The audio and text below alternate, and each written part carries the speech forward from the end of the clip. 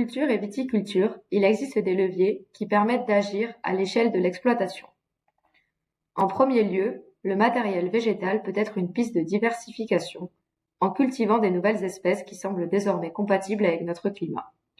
Les cultivars résistants au stress hydrique et thermique sont à privilégier. En vigne, il existe des porte-greffes plus tolérants au stress hydrique, comme le 110 Richter, le 1103 Paulsen ou encore le SO4. Le choix du cépage et du clone peut permettre de jouer sur les cycles phénologiques et le risque de maladie. Une autre piste est de limiter les risques en choisissant d'éviter de planter sur les parcelles inondables ou gélives, en protégeant sa culture par des filets paragrêles ou en développant l'irrigation anti-gel. L'eau s'avère être une ressource dont le pilotage est indispensable.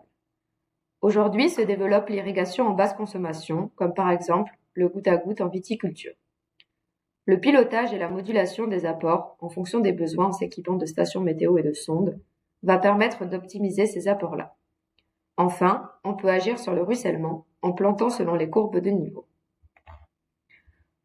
Il est aussi possible d'agir à l'échelle de la parcelle, en améliorant les propriétés du sol, en limitant le tassement, en décompactant par du travail mécanique ou en enrichissant le sol en matière organique pour augmenter la fertilité. Assurer une couverture régulière du sol est aussi un levier. Cela peut se faire par des semis de couverts ou par de l'enherbement spontané.